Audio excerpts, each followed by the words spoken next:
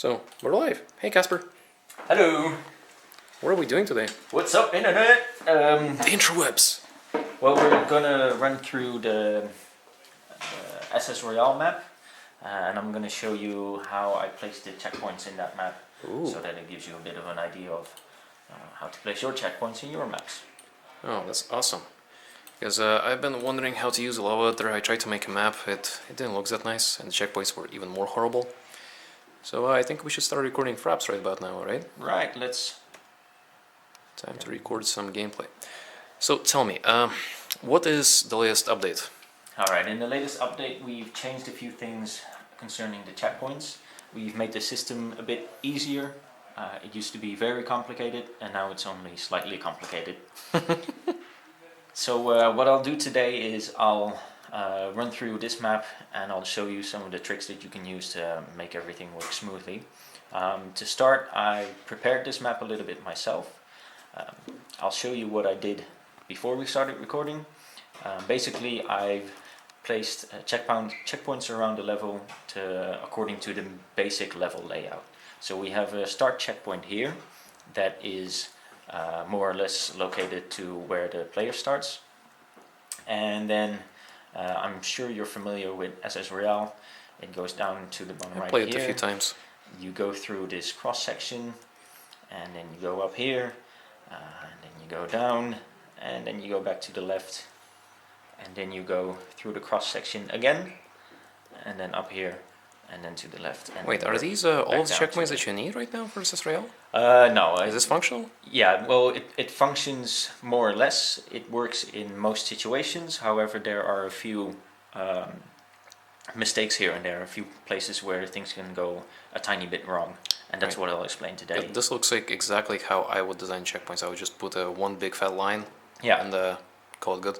Yeah, well, it works more or less. So basically, just a quick reminder on how the checkpoint system works. Whenever you're in checkpoint editing mode, you can go to checkpoint editing mode by pressing C on your keyboard or by clicking on the checkpoints links on the right menu. And you'll see a big gradient, and the gradient runs from dark blue to white or to light blue. And basically what that means is that whenever a person is in the dark area, he will be behind on the person who is in the lighter area. So in this case, whenever someone is still up here in this section, he will be behind on someone who is already down here, or even more behind still to someone who is already up here. So that's basically how it works, and you can see that it functions more or less properly for, well, basically the whole map. See, here's a nice little gradient going from dark to light. Here's a gradient from dark to light, and in the bottom here it works as well. However, there are a few instances, for instance here, where there is a patch of lighter color where in fact it should still be a dark color. And what I'm going to explain today is how to get rid of those patches. Right, so in this case, in that specific spot, right, if I was right here, then I would be in front of someone that would be here, right? Yeah, so this is a slightly lighter color than this color over here. So whenever someone is standing here, he will be ahead of someone who is here, which is obviously not what we want to have.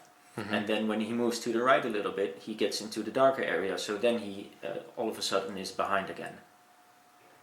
And that's that's not what we want. We want to make sure that this whole area is how do we a bit fix darker that? than this area. Well, we can just jump in right now. Yeah, let's jump in. Yeah. I think that's what people want.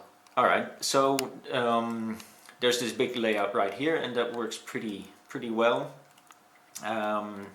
It works well for this rightmost area that just loops around. It only doesn't work well for this area in this bottom here.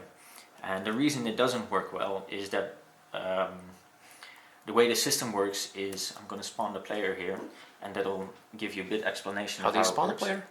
You press the R button to respawn the player at your mouse cursor location. Neat. And you can see as I'm jumping around here that there's a line drawn from the player to a checkpoint.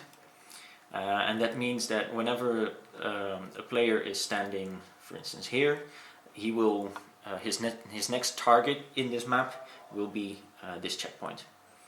And when he's standing here, the target is also the checkpoint. And when he falls past this line, the target is all the way to the left, the next checkpoint. Alright, so step 1, spawn a player. Yeah. Good, done. I can get that. Yeah, so what you can see then is when the player is here, he will look at this checkpoint, which is all fine. But then when he runs to the right a little bit, you can run just using the normal arrow keys. He will fall down and he will then all of a appear to sudden be looking. he's in the front. Yeah. I see. So that's what causes this issue of this lighter patch. So what we want to do is we want to make sure that whenever the player is in this corridor, that he always has this checkpoint as his goal, and only when he passed this checkpoint, his goal is forwarded to the next checkpoint. Alright, how do we achieve that? Well, what we can do is we can use helper checkpoints, and helper checkpoints can just be placed in the map by clicking somewhere, and you'll see the difference so you between... just click and it appears right there. Yeah, and the difference between a helper checkpoint and a normal checkpoint is that the helper checkpoint is a diamond shape and the normal checkpoint is a square. And helper checkpoints are a little bit different than normal checkpoints, as they are kind of ignored, but they point towards a normal checkpoint. Yeah, it's a bit difficult to explain, but if you take a look at what I'll do now, then hopefully it makes a lot more sense. I'm gonna draw a line to create a few more checkpoints, and drawing a line like these yellow lines, it's just easily done by dragging from the middle of a checkpoint. So just like this. This creates a new checkpoint. That This changed. creates a new checkpoint, and this creates a new checkpoint. And then I'm gonna connect the last checkpoint to my main checkpoint. Oh, fixed. Alright, yeah. So this is... Literally, that's it? You didn't press any buttons? No, I didn't press any buttons. So you just use your mouse and Yeah, I that's it? just used the mouse. However, you can see there's like a few artifacts here. These lines of lighter colors. These occur because every time you place new checkpoints or connect checkpoints together, the gradient updates, but it updates at a certain resolution. So if you ever have any of these artifacts, you can zoom in and press the C button, the same button as for the checkpoints, and it will refresh the gradient, but at a higher resolution. So that's what I did that's now. all nice and smooth. And now the gradient is all nice and smooth. Should we ignore these little points over here? That like a little artifact? Yeah, so whenever there's no gradient, for instance in this little corner here, or at the bottom of the screen, or at the side of the screen, that's just, you can consider that a little bug, I guess. That's nothing to worry about. Alright, so as long as the gradient is smooth, we shouldn't worry. It's all about the gradient. Okay, so that was literally just 4 clicks and that's it. Couple of drags. I'm gonna refresh the gradient here as well, because I see a few artifacts and those annoy me, so I'm going to press C, and that refreshes it, and now those little artifacts are gone.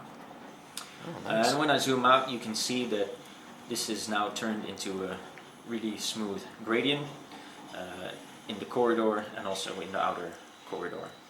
And you'll also see that whenever I run through this corridor here, I can jump around, I can do stuff. It doesn't matter where I am. My pink line always points to the checkpoint with number 115 in the main loop. Huh, that's interesting. And only when I pass this area here, the line points towards the next checkpoint. Sweet. Yep. Is there anything else we should know in this little area, or should we just not worry, like fix gradients and that's it? Yeah, the gradient is now fixed, so that's pretty good. As you can see here, there's like a little weird blotch in the gradient. In this case, that's not too bad. It's not big of an issue. That's because of the way this area works. There's a switch block here that opens up, and then you fall down.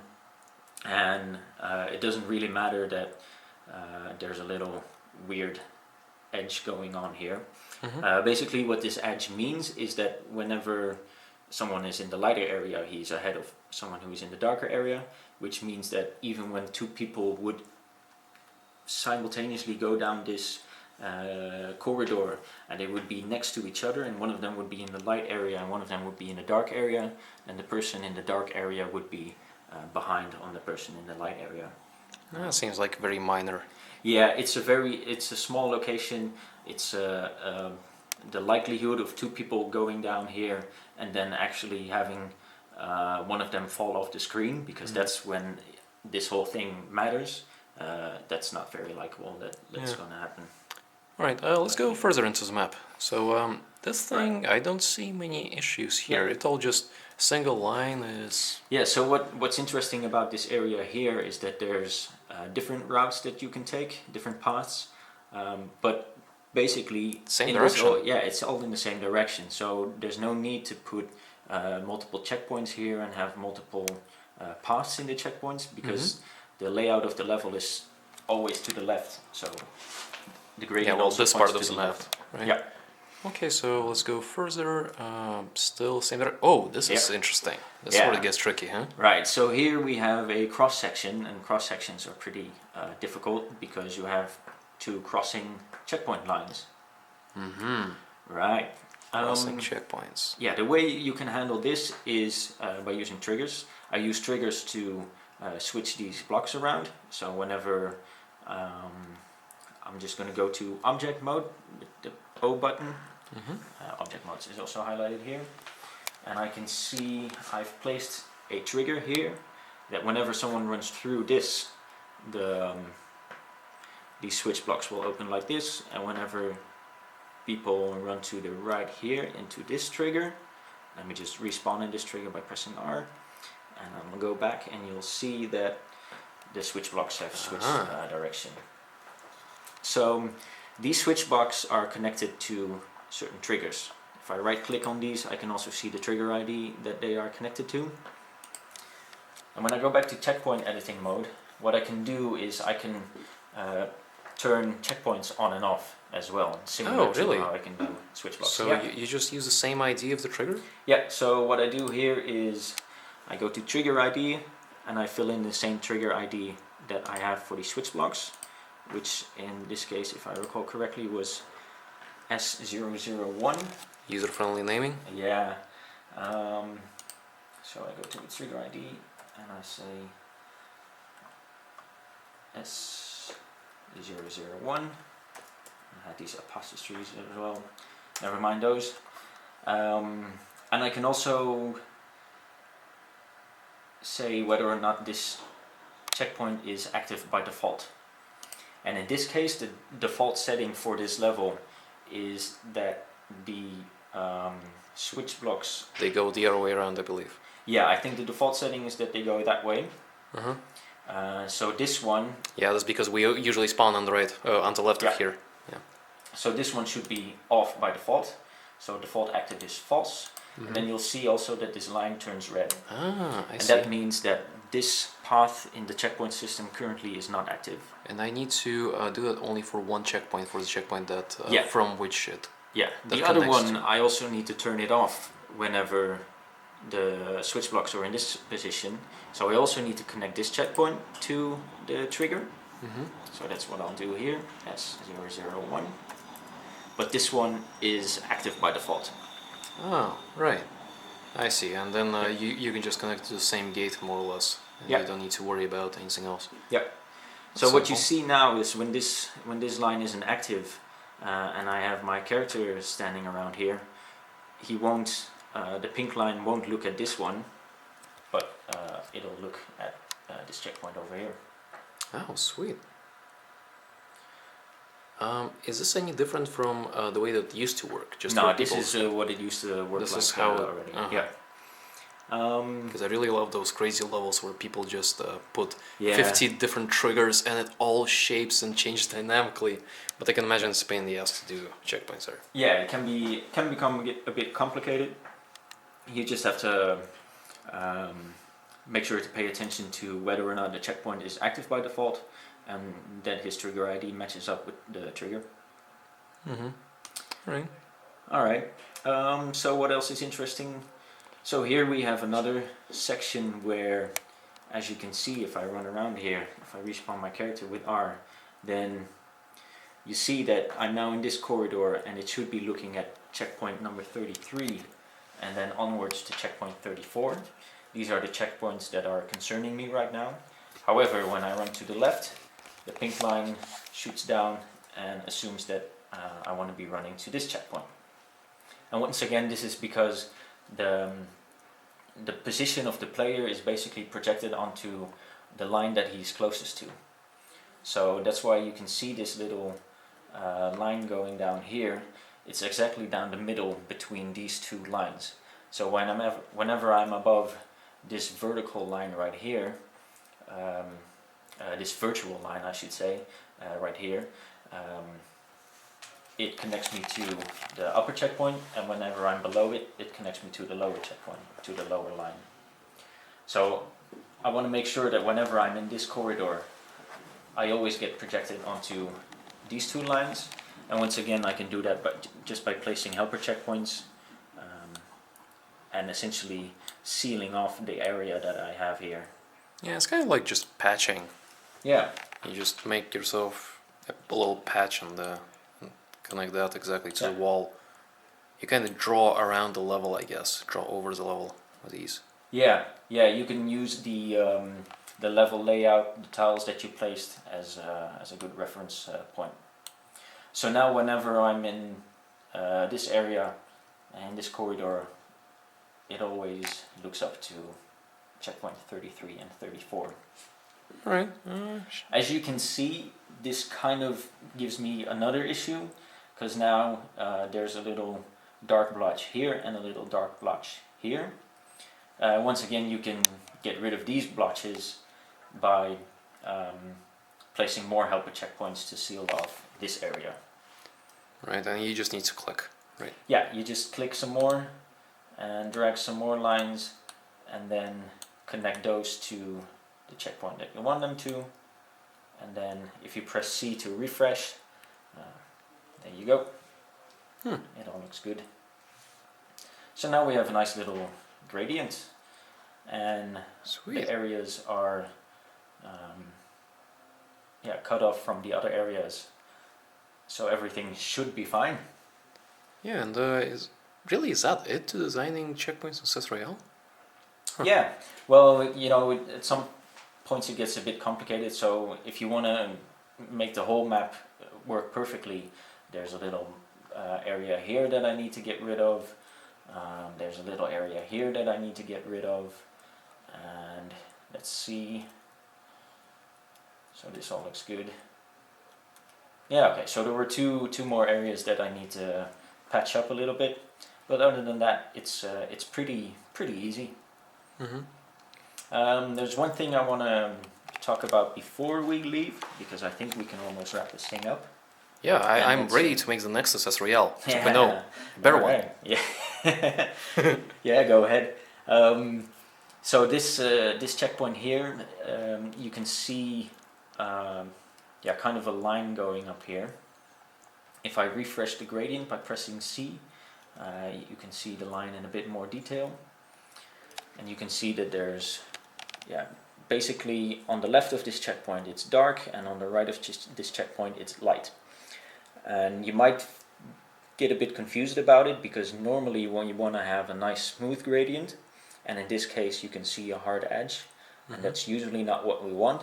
However, in this case it's not that big of an issue, because if you think about it, the number one rule in the gradients is whoever is in the lighter area is ahead of whoever is in the darker area. And in this case that will always still hold true, because this is a nice line that's more or less vertical, which means that whoever is in this area will be behind on whoever is in that area, and that's just according to the level layout. So there's no real issue here. As long as this hard edge is in the direction or perpendicular to the direction of the gradient, then you're basically fine. Do you understand what I mean? I totally get that. Okay. Yeah, I it mean, feels like it's a bit complicated what I'm trying to explain. Yeah, it's like now. basically if it's light, you're in the front. if it's dark, you're in the back. Yeah. That's all I would need to know. Yeah. I mean, I'm sure that some of the people that are creating these super complicated levels will need all of the information that they can get. But Casper has been working his ass off on this level editor for a while, and especially the checkpoint system. And remembering how complicated it was like 5 months ago, Yeah. this is just amazing. So I hope this will give people enough confidence to enter the level editing competition, huh? I hope so. Yeah, I just hope have so. fun, make cool maps, and we're very curious to see what you guys come up with. Yeah, thanks for watching, guys, and here's a little bonus shot of our 3D prints. So I think that's right.